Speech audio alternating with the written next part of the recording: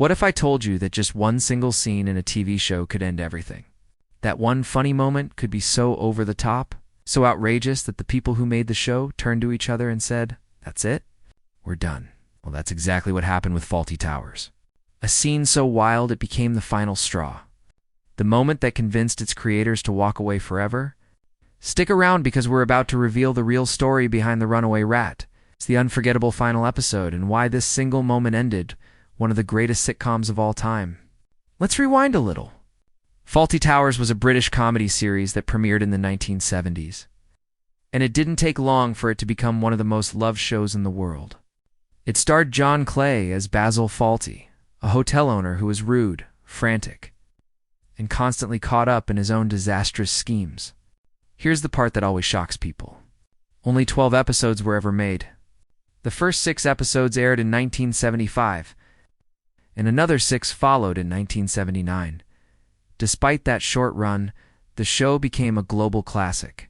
Viewers loved its lightning fast pacing, sharp wit, and total unpredictability. Each episode of Fawlty Towers was like a ticking time bomb. It always started with something small. Maybe a guest wanting breakfast or someone bringing an animal into the hotel. But then everything would unravel. Basil would panic. He'd lie, run around like a man possessed, and dig himself into deeper and deeper holes. His wife Sybil would yell at him. The staff would misunderstand everything. And before you knew it, someone would be screaming, fainting, or tumbling out of a window. This chaotic formula made fans howl with laughter. But behind the scenes, things weren't always as lighthearted. So, if the show was such a massive success, why stop at just 12 episodes? The answer is both simple and complicated. John Cleese has said many times that writing Fawlty Towers was extremely difficult. Every episode took months to craft. He and Connie Booth, his co-writer and co-star who played Polly, didn't want to keep making episodes just for the money. They only wanted to continue if they could keep the quality sky high. They made the second season, and it was every bit as sharp and funny as the first. But then came that scene, the one that made them both decide it was time to stop.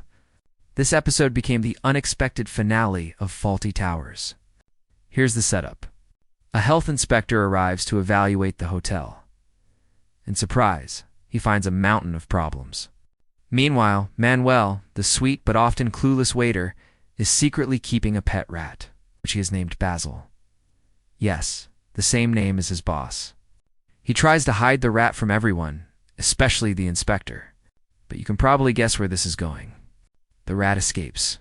What follows is pure, unfiltered Fawlty Towers. Chaos. The rat darts through the hotel.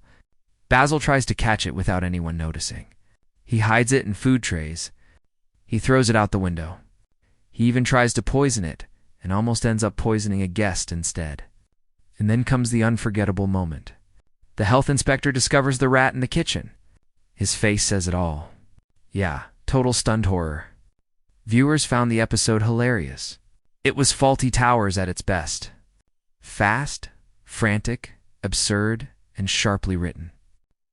But for John Cleese and Connie Booth, this episode marked the end of the road.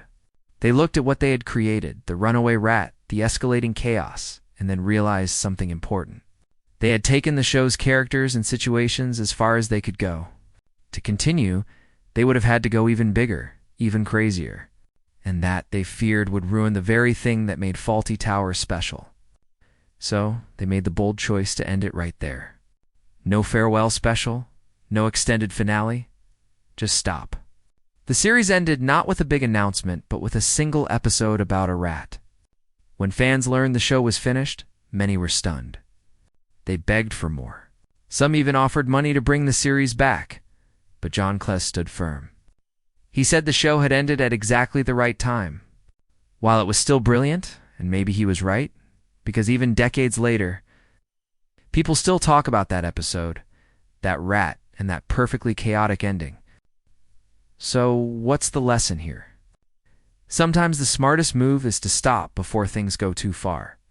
That one wild scene, the runaway rat in the kitchen, made audiences roar with laughter, made television history, and ultimately marked the end of a comedy masterpiece.